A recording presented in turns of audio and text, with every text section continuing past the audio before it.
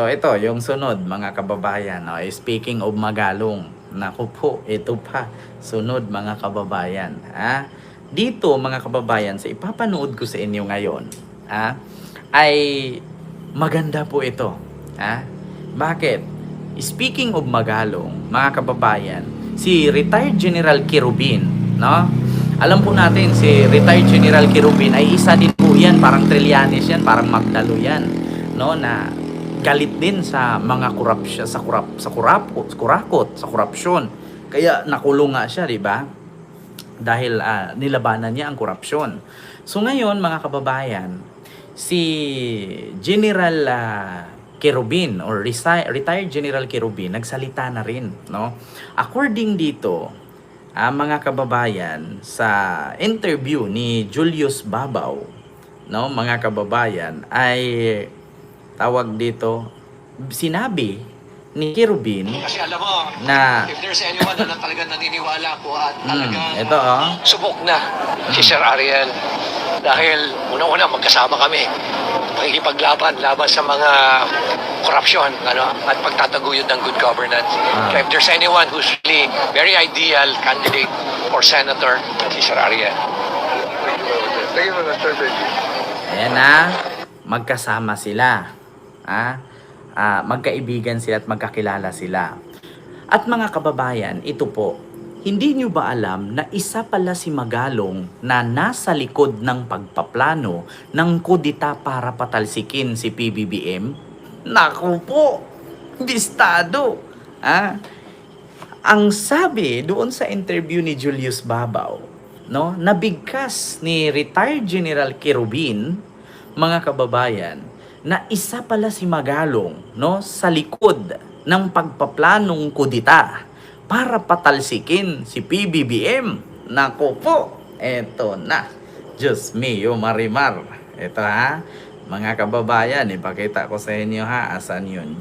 Julius Babaw. Hala, Diyos ko po. Ito ba yun? Wait lang Ito sa nangyayari kasi kung wala ito, walang mangyayari. Ang tiwala ng taong bayan.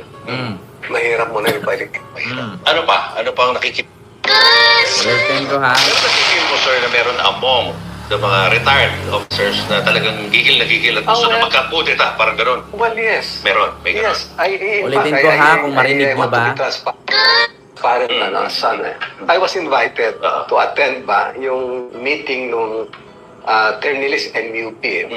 Nung lumabas ito, hindi ka man magugulat na dati na yan naandyan pero ito ang pinakamatindi kasi garapalan, no? At saka nung lumabas na yung magnitude, parang ang feeling mo sabi ko nga ako 2 beses ako kinulong.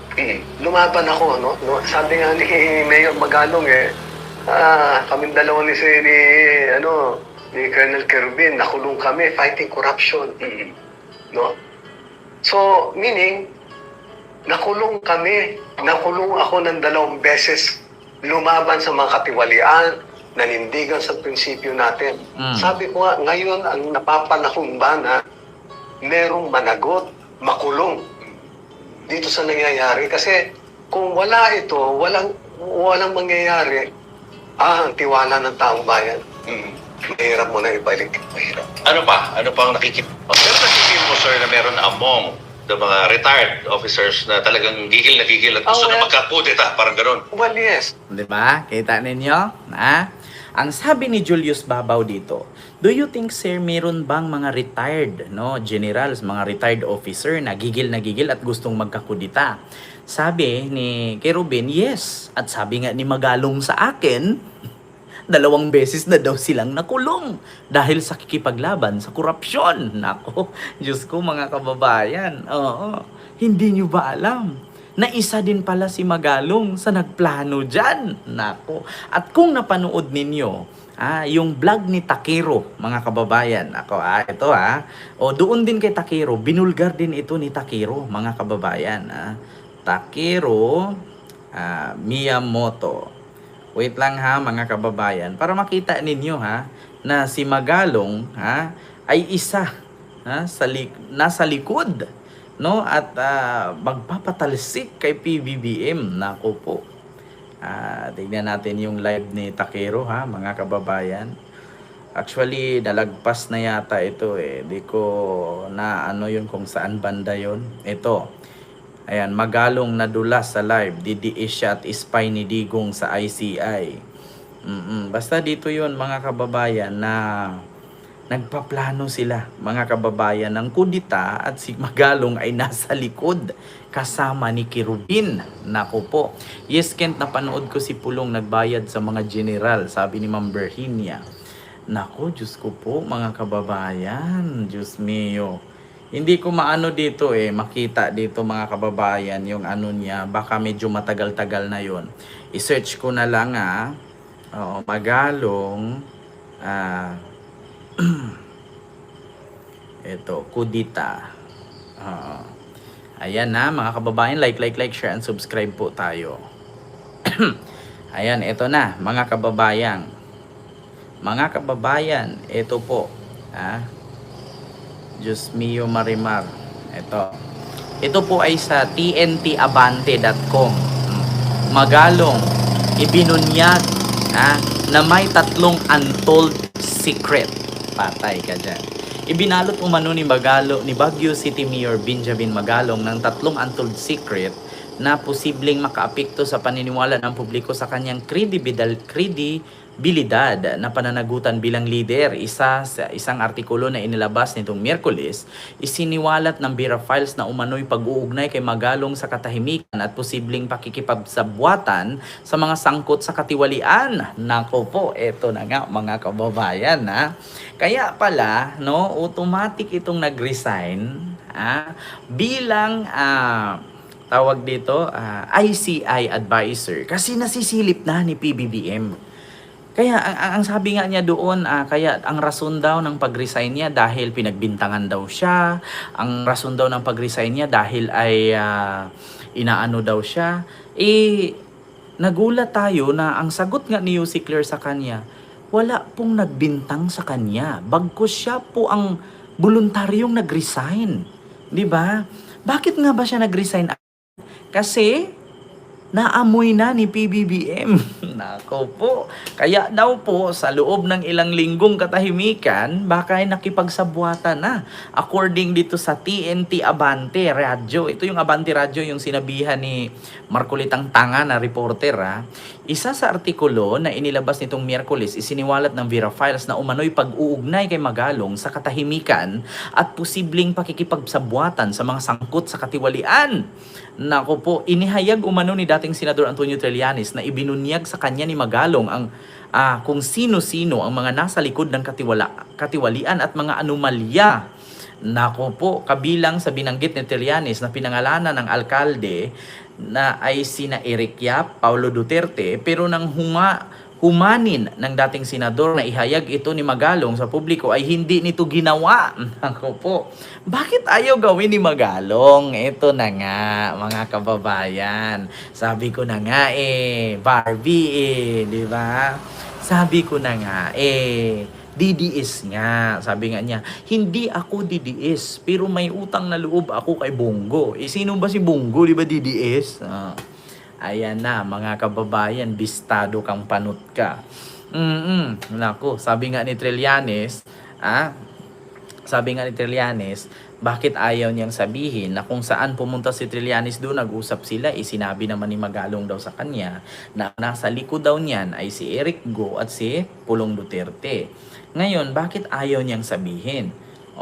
So bukod pa rito, tinuligsa rin ng Bureau Files ang umano'y pag-iwas ng dokumento ni Magalong na lumutang ng balitang planong kudita. Ito na mga kababayan, basahin ko Bukod pa rito, tinuligsa rin ng Bureau Files ang umano'y pag-iwas na pagkomento ni Magalong sa lumutang ng balitang planong kudita na pingunahan ng taga-suporta ni dating Pangulong Rodrigo Duterte, kung saan ay ang alkalde ang magiging ulo umano ng civilian military junta. Nako, di ba? Kita ninyo? Nako, bakit daw? Bukod rito, tinuligsa rin ng Bureau Files ang umano'y pag-iwas na pagkomento ni Magalong sa lumutang na balitang planong kudita para patalsikin si Pangulong Bongbong Marcos at pangunahan ng tagapagsuporta ni Pangulong Duterte kung saan ang alkalde ang magiging ulo umano ng civilian military junta. At si Vice President umano ang itatalagang transitional leader. Nako, eto na nga mga kababayan. Kita ninyo mga kababayan. Alam nyo ang style ni Magalong parang si parang si Bato. Nung panahon kasi mga kababayan na presidente pa si Pinoy, isa kasi si Bato sa pipili ang gawing PNP chief. Ngayon nung hindi siya napiling PNP chief, doon siya dumikit kay Digong. So ngayong naging presidente si Digong, si Bato na ang piniling PNP chief. 'Di ba? So ang ginawa siguro ni Magalong, dumikit kay PBBM. So siguro kung tingin niya doon parang dihado ako dito parang tagilid ako dito retired ako, resign na lang ako pagiging advisor ng ICI. So balik mayor na lang ako. Parang tinatansya-tansya niya muna. Baka 'di ba, nagpapa-safe. Oo, Sir Pao. Kumbaga parang pumasok muna siya sa administrasyon ni Marcos, kunwari tutulong siya, kunwari gagabay siya. Ngayon napansin niya parang wala akong papel dito Parang walang mangyari sa akin dito. So ilalabas ko na lang siguro yung totoo kong kulay. Nako. Sa halip pinanindigan, ipanindigan ang batas. Tila umano pinawalang sala niya ito sa publiko na ilarawan naman ng Bira Files na ayon niya ng isang man of law. Yeah? Pagbibigay diin sa artikulo, Magalong relishes being a poster boy of reform. Those days are over now. By his own doing, he has unrevealed the real Benjamin Magalong, who is no reformer.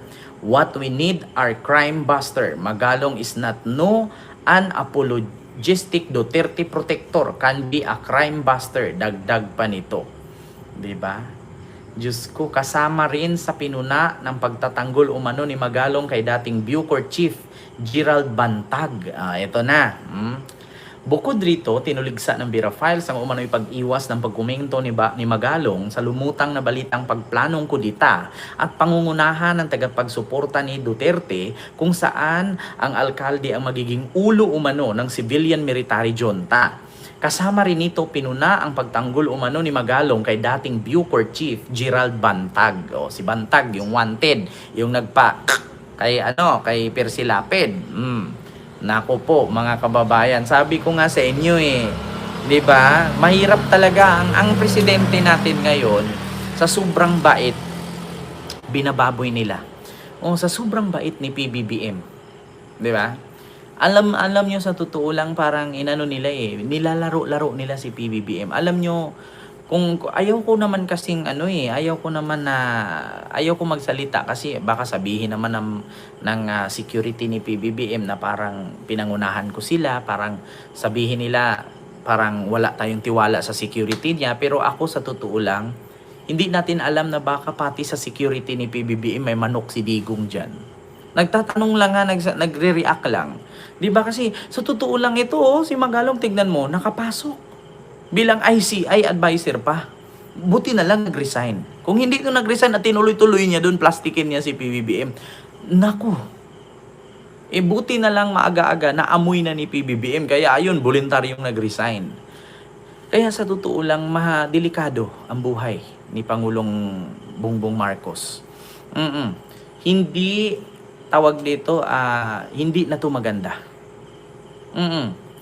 Hindi ito maganda. Alam nyo yung buhay ni PBBM sa paligid niya ngayon na mismo ang Vice President pinagbantaan siya. Hindi maganda. Nakakatakot. Nakaka-worry. Dapat sa totoo lang sa security ni PBBM dapat higpitan ninyo. Hindi sa masabi kong wala akong tiwala. Baka hindi natin alam, baka isa sa mga security na dyan ay mga manok ni Digong. 'Di ba? Kasi sa totoo lang, dyan sa palasyo, sabi ko nga sa inyo, dyan sa palasyo, for almost 2,000 person dyan sa loob ng palasyo, kapag binaha yung palasyo, 2, 3 tao lang dyan ang malulunod and the rest lulutang lahat. Halos lahat ng mga nakapaligid kay PBBM ay mga manok ni Digong. At alam po natin na kapag mga manok ni Digong uhaw, gutom, lack, lack of money, lack of power, lack of pansin, kaya mahirap, mga kababayan. Ano yung naamoy ko? Diba? May amoy sunog. Kaya sa totoo lang mga kababayan, nakakatakot. 'Di ba? Gutom sa pera, gutom sa posisyon, gutom sa pansin.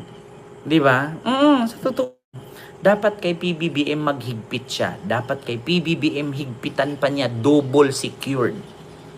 Kasi hindi mahirap talaga. Ako na nagsabi sa inyo. Hindi natin alam kung naalala ninyo si Benigno Aquino or si Noynoy, 'di ba? Si Noynoy, sa totoo lang, ang napagbintangan na pumatay sa kanya ay si Pangulong Marcos Sr. Na kung saan, kung gusto palang patayin ni Apo Lakay, di sana hindi niya tinulungang mapagamot sa Amerika. 'Di ba? Kung gustong patayin ni Apo Lakay si Pinoy o si Noynoy, hindi si Pinoy, si Noynoy yung tatay, hindi sana hindi nila tinulungan pa makapunta ng Amerika at makapagpagamot. Kumpare niya yun eh. Tapos and the rest, mga kababayan, according nga kay attorney Priscilla Acosta ng PAO, nanghingi siya ng pasensya sa matanda, no, doon sa mismong puntod. Kasi ang kinampihan ng PAO noon ay ang nasa isip nila, ang pumatay at ang mastermind ng pagpatay kay Pinoy o kay Noynoy ay si Marcos Sr. Bagkus hindi pala. 'Di ba? So, ito nga mga kababayan, actually nasave ko yun dito bago tayo mag-proceed ng iba nating topic.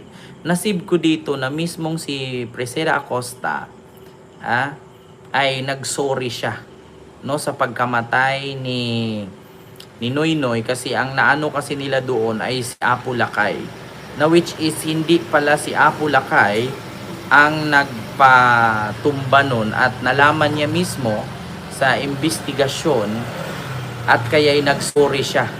'Di ba? Wait lang mga kababayan. Ito ba 'yon? Wait lang Wait lang mga kababayan, hahanapin ko lang kasi actually nagsuri po talaga siya.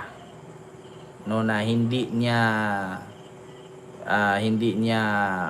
matanggap, no, na konsensya daw siya, 'di ba, sa pagkamatay ni Ninoy. Daw kasi si Pangulong Marcos Sr. ang nasa likod, kundi ibang tao.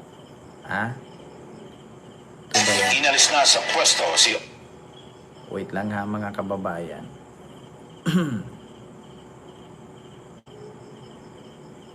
Ito ba yon?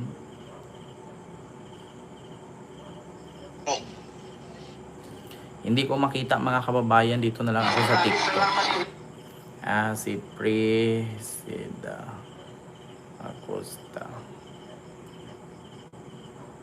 kay Marcos Sr. Ayan Dahil base po sa pag-aaral, hindi po pala sundalo ang bumaril kay sa ating bayaning si Benigno Ninoy Aquino, si Senator, kundi si Galman talaga. Dahil ang tama po ni Galman ay sa likod ng taenga at hindi sa batok. Akala ko po nung araw sa batok, dito po pala, at salamat sa Sandigang Bayan, ipinahiram sa amin lahat ang ebidensya. Ngayon, ayon ng i-reopen ng Supreme Court, sabi noon, forgotten evidence, nirespeto po namin yon. Ang ginawa po namin, ipinadala namin sa palasyo ang forensic report, 144 pages, at nakumbinsi po ang palasyo na magbigay ng clemency.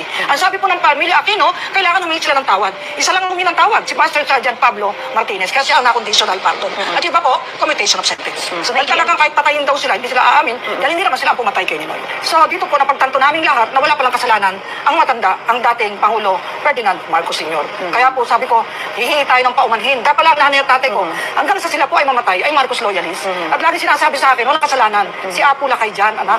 Pero siyempre, ako na may maraming naririnig, Kaya nga, parang nagsisi rin ako at ako po'y pumunta sa labi niya at huminang pa umanin sa kanya. Dahil base po sa pag-aaral, hindi po pala sundalo ang bumaril.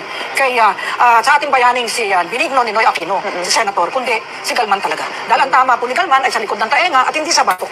Akala ko po ng araw. Kita ninyo? Diba? Kita ninyo? Mismo. Si Acosta. Pau. Chief. Nagsabi. Diba? Basta yun ay sinabi niya sa interview. Diba? Kaya yun mga kababayan, mahirap. Kaya dapat kay PBBM, doubly secured siya. No, doubly secured siya. Alam niyo kung bakit? Marami kasing gustong umupo na si Sara kasi nasisilip eh. 'Di ba? Nasisilip kasi mga kababayan ang masisilip kasi yung mga kabulastugan. Kaya nga po inumpisahan ni PBBM na ibuko at inumpisahan ni PBBM na ibulgar ang mga baho nitong mga dating politician sa administrasyon ni Digong, no? Ay nanganganib po silang makulong at nanganganib po ang buhay nila. Na sila'y makulong, mabawian sila kung anong meron sila at maagaw ng ma-praise ng BIR AMLAC ang ari-arian nila. So, ang gagawin nila ay gagawa sila ng paraan at makipagsanib pwersa sila para suportahan si Sara at mapatalsik si PBBM at si Sara ang maupo para matigil ang investigasyon. 'Di ba? Kasi pag natigil ang investigasyon, anong sabi ni Marcoleta? Safe ka. 'Di ba? Hanggat si PBBM ang presidente ng bansa, mauungkat at mauungkat talaga, no, ang kasalanan na ginagawa nila. 'Di ba?